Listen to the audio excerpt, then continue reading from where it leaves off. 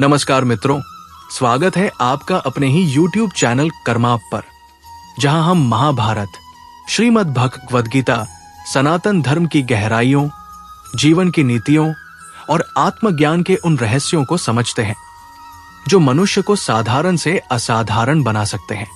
यदि आप चाहते हैं कि आपका मन स्थिर रहे, जीवन में सही निर्णय ले सकें और परिस्थितियां चाहे जैसी हो, आप भीतर से मजबूत बने रहें, तो अभी हमारे चैनल को सब्सक्राइब करें और इस आध्यात्मिक यात्रा का हिस्सा बने। मित्रों, इस संसार में मनुष्य के पास सबसे शक्तिशाली और सबसे खतरनाक जो वस्तु है, वो है उसका मन। यही मन आपको ऊंचाइयों तक पहुंचा सकता है और यही मन आपको गिरा भी सकता है। श्री कृष्ण ने गीता में अर्जुन से कहा था, मनुष्य स्वयं अपना मित्र है और स्वयं अपना शत्रु। ये बात सुनने में सरल लगती है, लेकिन इसके पीछे जीवन का सबसे बड़ा सत्य छुपा है। सोचिए, जब सब कुछ ठीक चल रहा होता है, तब भी मन क्यों बेचैन रहता है? जब हमारे पास आवश्यक चीजें होती हैं, तब भी मन और अधिक क्यों चाहता है? और जब मन की इच्छाएं पूरी नहीं होती, तो वही मन हमें दुख, क्रोध, ईर्ष्या और भय से भर देता है। यही चंचलता मनुष्य के पतन की शुरुआत होती है। महाभारत का वो दृश्य याद कीजिए, जब अर्जुन युद्ध भूमि में खड़ा था। उसके सामने अपने ही गुरु, पितामह और रिश्तेदार थे। उसके हाथ कांपने लगे। उसने गांडीव नीचे रख दिया और कहा, मैं ये युद्ध नहीं कर सकता। क्या अर्जुन कमजोर था? नहीं। क्या वो युद्ध करना नहीं जानता था? नहीं। उसकी समस्या केवल एक थी, उसका मन भ्रमित हो गया था। तब श्री कृष्ण ने उसे समझाया कि मन का स्वभाव ही चंचल होना है। वो कभी अतीत में भटकता है, कभी भविष्य में दौड़ता है और वर्तमान को खो देता है। जो मनुष्य अपने मन को नियंत्रित नहीं कर पाता, वो परिस्थितियों का दास बन जाता है। लेकिन जो अपने मन को साध लेता है, परिस्थितियां भी उसके आगे झुक जाती है। आज का मनुष्य भी उसी अर्जुन की तरह खड़ा है, बाहर से सक्षम, लेकिन भीतर से उलझा हुआ। कभी हमें दूसरों की सफलता बेचैन करती है, कभी असफलता का डर रोक देता है, कभी छोटी सी बात हमारे पूरे दिन को खराब कर देती है। इसका कारण बाहरी दुनिया नहीं, बल्कि हमारा अनियंत्रित मन है। श्री कृष्ण कहते हैं, असंयमित मन शत्रु के समान है और संयमित मन सबसे बड़ा मित्र। जरा सोचिए, यदि आपका मन हर समय आपके नियंत्रण में रहे, जब चाहे शांत, जब चाहे एकाग्र, जब चाहे साहसी, तो क्या इस दुनिया में कोई ऐसी चीज होगी जिसे आप प्राप्त न कर सके? परंतु समस्या यह है कि हम अपने मन को नियंत्रित करने की कोशिश ही नहीं करते। हम उसकी हर इच्छा को सच मान लेते हैं। मन कहता है, अभी आराम करो, हम मान लेते हैं। मन कहता है, ये काम मुश्किल है, हम पीछे हट जाते हैं। मन कहता है, लोग क्या सोचेंगे, और हम अपने सपनों को छोड़ देते हैं। धीरे धीरे मन हमारा मालिक बन जाता है और हम उसके सेवक। श्री कृष्ण ने जीवन की सबसे बड़ी नीति यही बताई कि मन को दबाना नहीं, बल्कि उसे समझना और दिशा देना आवश्यक है। जैसे एक सारथी घोड़ों को मारकर नहीं, बल्कि लगाम से सही दिशा देकर रथ को लक्ष्य तक पहुंचाता है, वैसे ही बुद्धिमान व्यक्ति अपने मन को ज्ञान और अभ्यास से नियंत्रित करता है। गीता में अर्जुन ने भी स्वीकार किया था कि मन हवा से भी अधिक चंचल है। तब श्री कृष्ण ने कहा, अभ्यास और वैराग्य से इसे वश में किया जा सकता है। अभ्यास का अर्थ है बार बार मन को सही दिशा में लाना, और वैराग्य का अर्थ है अनावश्यक इच्छाओं से दूरी बनाना। कल्पना कीजिए कि आपका मन एक झील की तरह है। जब उसमें लहरें उठती हैं, तो पानी में अपना प्रतिबिंब साफ नहीं दिखता, लेकिन जब झील शांत होती है, तो सब कुछ स्पष्ट दिखाई देता है। ठीक वैसे ही जब मन शांत होता है, तब निर्णय सही होते हैं, विचार स्पष्ट होते हैं और जीवन की राह आसान हो जाती है। लेकिन जब मन इच्छाओं, डर और तुलना की लहरों से भरा होता है, तब हम भ्रमित हो जाते हैं। श्री कृष्ण ने यह भी कहा कि मनुष्य का पतन अचानक नहीं होता, वो धीरे धीरे शुरू होता है। पहले मन किसी विषय के बारे में सोचता है, फिर उसमें आसक्ति पैदा होती है, आसक्ति से इच्छा जन्म लेती है, इच्छा पूरी न हो तो क्रोध आता है, क्रोध से बुद्धि भ्रमित होती है और भ्रमित बुद्धि मनुष्य को गलत रास्ते पर ले जाती है। इसलिए पतन को रोकना है तो शुरुआत मन से ही करनी होगी। मित्रों, एक बात हमेशा याद रखिए, दुनिया को जीतने से पहले अपने मन को जीतना जरूरी है। जिसने मन पर विजय पाली उसके लिए सफलता केवल समय की बात रह जाती है। इतिहास में जितने भी महान लोग हुए, उनकी सबसे बड़ी ताकत उनका नियंत्रित मन था। कठिन परिस्थितियां आई, लोगों ने उनका विरोध किया, रास्ते बंद हुए, फिर भी वे नहीं डगमगाए, क्योंकि उनका मन स्थिर था। इसके विपरीत जिनका मन कमजोर होता है, वे छोटी सी समस्या से टूट जाते हैं। इसलिए श्री कृष्ण की ये नीति केवल आध्यात्मिक ज्ञान नहीं, बल्कि जीवन जीने की कला है। अब प्रश्न उठता है, क्या सच में मन को नियंत्रित किया जा सकता है? उत्तर है हाँ, और ये उतना असंभव नहीं जितना हमें लगता है। शुरुआत होती है जागरूकता से। जब भी मन भटके, उसे पकड़कर वापस लाना ही अभ्यास है। जैसे एक माता अपने छोटे बच्चे को बार बार गिरने पर उठाती है, वैसे ही हमें अपने मन को बार बार संभालना होगा। धीरे धीरे मन समझने लगता है कि उसका स्वामी कौन है। एक और महत्वपूर्ण बात जो श्री कृष्ण हमें सिखाते हैं, वो है वर्तमान में जीना। मन का स्वभाव है या तो बीते हुए कल में उलझना या आने वाले कल की चिंता करना, लेकिन जीवन केवल इस क्षण में है। जो व्यक्ति वर्तमान पर ध्यान देता है, उसका मन स्वतः शांत होने लगता है। जब आप पूरे ध्यान से कोई कार्य करते हैं तो मन इधर उधर नहीं भागता। यही एकाग्रता आगे चलकर आत्मविश्वास बनती है, और आत्मविश्वास वो शक्ति है जो असंभव को भी संभव बना देती है। इसलिए यदि आप जीवन में स्थिरता चाहते हैं तो अपने मन को प्रशिक्षित करना शुरू कीजिए। याद रखिए, मन को जीतना एक दिन का काम नहीं है, ये एक यात्रा है। धीरे धीरे लेकिन निश्चित रूप से आपको भीतर से बदल देने वाली यात्रा।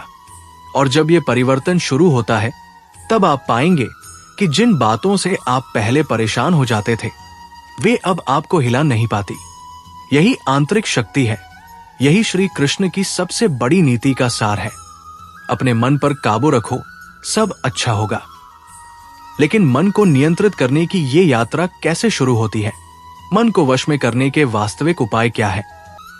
और कैसे एक साधारण मनुष्य भी मानसिक रूप से इतना मजबूत बन सकता है कि परिस्थितियां उसे डिगा न सके? मन को वश में करने की ये यात्रा कैसे शुरू होती है, ये समझने के लिए हमें सबसे पहले मन के स्वभाव को जानना होगा। क्योंकि जब तक हम अपने शत्रु या मित्र को पहचानते नहीं, तब तक उस पर विजय पाना असंभव है। श्री कृष्ण कहते हैं कि मन न तो पूरी तरह बुरा है और न ही पूरी तरह अच्छा। वो एक शक्ति है, और हर शक्ति की तरह उसका प्रभाव इस बात पर निर्भर करता है कि उसे किस दिशा में लगाया जा रहा है। यदि वही मन इच्छाओं, भय, क्रोध और तुलना में उलझ जाए तो वो हमें भीतर से कमजोर बना देता है। लेकिन यदि वही मन लक्ष्य, धैर्य और विश्वास से जुड़ जाए तो वो हमें असाधारण बना सकता है। जरा सोचिए, जब आप कोई बड़ा कार्य करने का निश्चय करते हैं, जैसे कुछ नया सीखना, जीवन में आगे बढ़ना या अपने सपनों को पूरा करना, तो सबसे पहले आपको कौन रोकता है? कोई बाहरी व्यक्ति नहीं, बल्कि आपका अपना मन। वो कहता है, ये कठिन है, तुमसे नहीं होगा, अभी सही समय नहीं है, लोग क्या कहेंगे? और हम बिना सोचे समझे उसकी बात मान लेते हैं। धीरे धीरे ये आदत बन जाती है और हम अपने ही बनाए मानसिक बंधनों में कैद हो जाते हैं। लेकिन श्री कृष्ण की नीति हमें सिखाती है कि मन की हर बात सत्य नहीं होती, उसे परखना आवश्यक है। जैसे आकाश में बादल आते जाते रहते हैं, वैसे ही मन में विचार आते जाते हैं।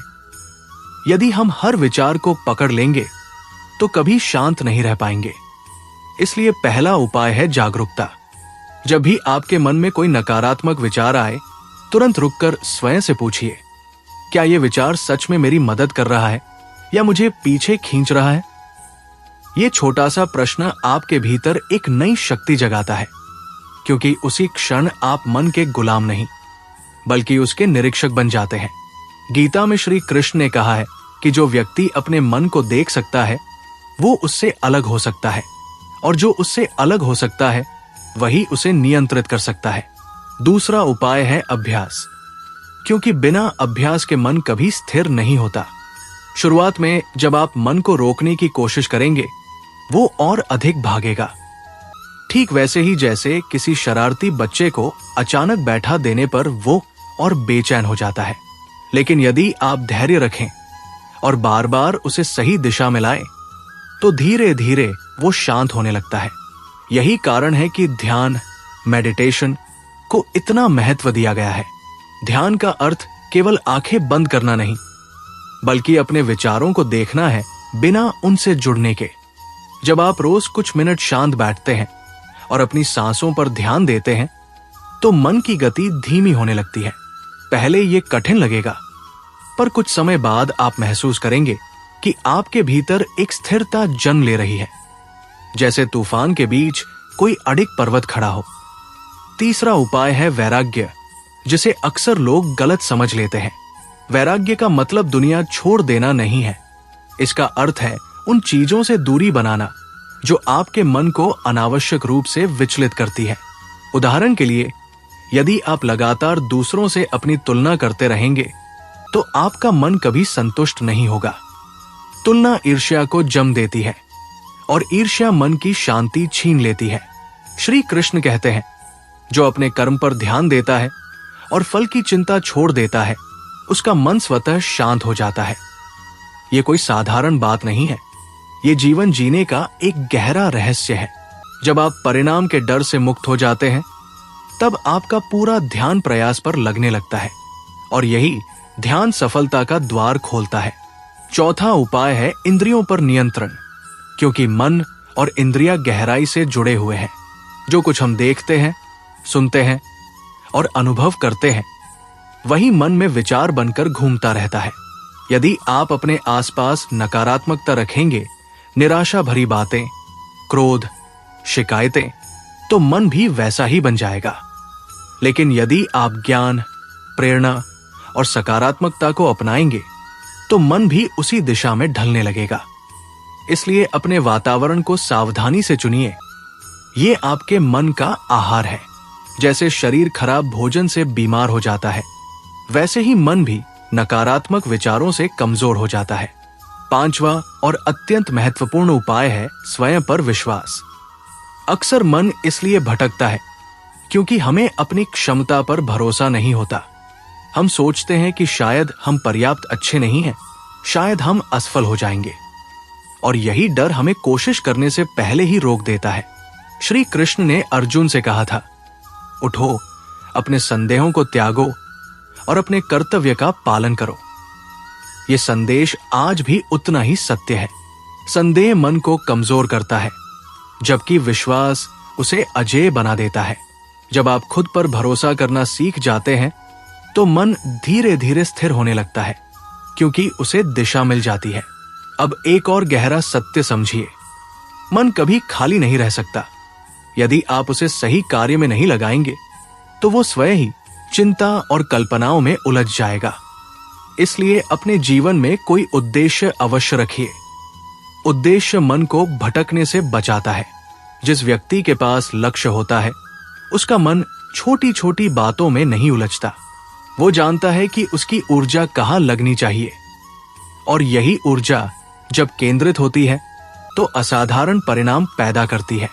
श्री कृष्ण की एक और अद्भुत शिक्षा है समत्व, अर्थात हर परिस्थिति में संतुलित रहना। जीवन में सुख आएगा, दुख भी आएगा, प्रशंसा मिलेगी, आलोचना भी होगी। यदि आपका मन हर घटना के साथ ऊपर नीचे होता रहेगा, तो आप कभी स्थिर नहीं रह पाएंगे। लेकिन यदि आप संतुलन सीख लें, तो कोई भी परिस्थिति आपको तोड़ नहीं सकती। कल्पना कीजिए एक दीपक की, जो हवा चलने पर भी जलता रहता है। वही स्थिर मन का प्रतीक है। ऐसा मन निर्णय भी स्पष्ट लेता है और कठिन समय में भी रास्ता खोज लेता है। मित्रों, ये मत सोचिए कि मन पर नियंत्रण केवल संतों या योगियों के लिए संभव है। ये हर उस व्यक्ति के लिए संभव है जो सच में अपने जीवन को बेहतर बनाना चाहता है। शुरुआत छोटी कीजिए, हर दिन कुछ मिनट स्वयं के साथ बिताइए, अपने विचारों को देखिए और धीरे धीरे उन्हें दिशा दीजिए। समय के साथ आप पाएंगे कि आपका मन पहले जितना उथल पुथल नहीं करता। जिन बातों पर आप तुरंत प्रतिक्रिया दे देते थे, अब आप उन्हें समझकर जवाब देंगे। यही परिवर्तन आपको भीड़ से अलग बनाता है, क्योंकि दुनिया में अधिकतर लोग अपने मन के द्वारा चलाए जाते हैं, लेकिन जो व्यक्ति अपने मन को चलाना सीख जाता है वही वास्तव में स्वतंत्र होता है। याद रखिए, स्वतंत्रता का अर्थ केवल बाहरी बंधनों से मुक्त होना नहीं है। असली स्वतंत्रता है अपने मन के भय, इच्छाओं और भ्रम से मुक्त होना। और जब ये स्वतंत्रता मिलती है, तब जीवन एक संघर्ष नहीं बल्कि एक सुंदर यात्रा बन जाता है। जब मन धीरे धीरे शांत होने लगता है और व्यक्ति अपने विचारों का निरीक्षक बन जाता है, तब उसके जीवन में एक अद्भुत परिवर्तन शुरू होता है, क्योंकि अब वो परिस्थितियों से नहीं बल्कि अपनी चेतना से संचालित होने लगता है। श्री कृष्ण ने गीता में बार बार ये समझाया कि मन को जीतना किसी बाहरी युद्ध को जीतने से कहीं अधिक महान है, क्योंकि बाहरी युद्ध में आप केवल शत्रु को हराते हैं, लेकिन मन के युद्ध में आप स्वयं को पाते हैं। जरा विचार कीजिए, कितनी बार ऐसा हुआ है कि छोटी सी बात ने आपका पूरा दिन खराब कर दिया। किसी के एक शब्द ने आपके भीतर क्रोध जगा दिया, या किसी असफलता ने आपको यह विश्वास दिला दिया कि शायद आप सक्षम नहीं हैं। ये सब मन के खेल है, लेकिन जिस दिन आप ये समझ जाते हैं कि हर विचार पर विश्वास करना आवश्यक नहीं है, उसी दिन से स्वतंत्रता की शुरुआत हो जाती है। श्री कृष्ण कहते हैं कि स्थिर मन वाला व्यक्ति उस विशाल सागर की तरह होता है जिसमें अनगिनत नदियां आकर मिलती है, फिर भी सागर अपनी मर्यादा नहीं छोड़ता। उसी प्रकार इच्छाएं आती है, परिस्थितियां बदलती हैं, लोग आते जाते हैं, पर जो व्यक्ति भीतर से स्थिर है वो विचलित नहीं होता।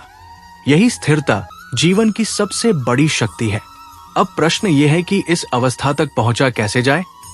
इसका उत्तर छुपा है स्वानुशासन में। बिना अनुशासन के मन हमेशा आसान रास्ता चुनता है, टालना, बहाने बनाना और क्षणिक सुखों के पीछे भागना। लेकिन अनुशासन हमें याद दिलाता है कि जो अभी कठिन लगता है वही आगे चलकर हमें मजबूत बनाएगा।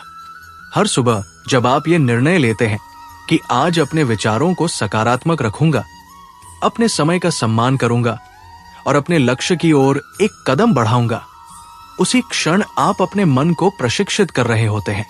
धीरे धीरे ये प्रशिक्षण आपका स्वभाव बन जाता है। एक और गहरी बात जो श्री कृष्ण हमें सिखाते हैं वो है स्वीकार करना। जीवन में सब कुछ हमारे अनुसार नहीं होगा। कभी योजनाएं टूटेंगी, कभी लोग समझ नहीं पाएंगे, कभी परिणाम उम्मीद से अलग होंगे। यदि हर बार मन विरोध करेगा, ऐसा क्यों हुआ, तो दुख बढ़ेगा। लेकिन जब आप स्वीकार करना सीख लेते हैं तो मन शांत हो जाता है और शांत मन ही समाधान देख पाता है। इसका अर्थ हार मान लेना नहीं है, इसका अर्थ है परिस्थिति को समझकर आगे बढ़ना। जैसे एक कुशल नाविक हवा की दिशा नहीं बदल सकता, पर अपनी नाव की दिशा अवश्य बदल सकता है। इसी तरह बुद्धिमान व्यक्ति परिस्थितियों को दोष नहीं देता, वो अपने मन को संभालता है और आगे बढ़ता है। मित्रों, अक्सर हम खुशी को भविष्य से जोड़ देते हैं।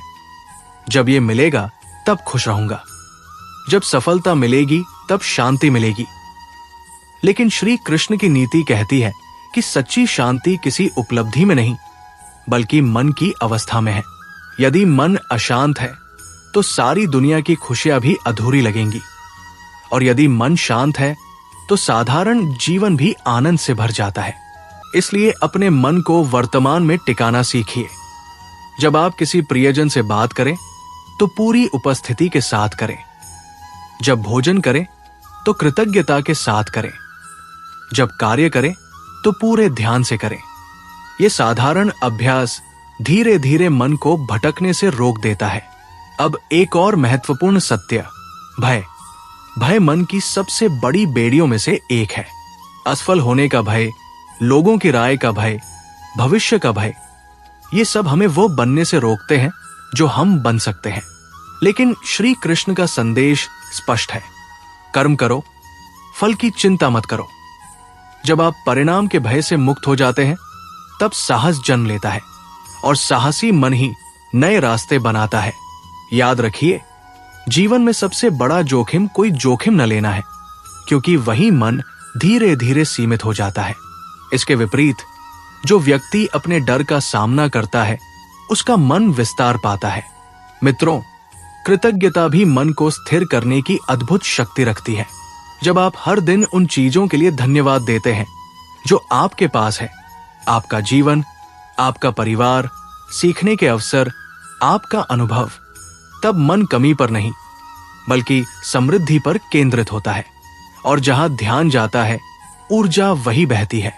इसलिए यदि आप शांति चाहते हैं तो आभार को अपनी आदत बना लीजिए।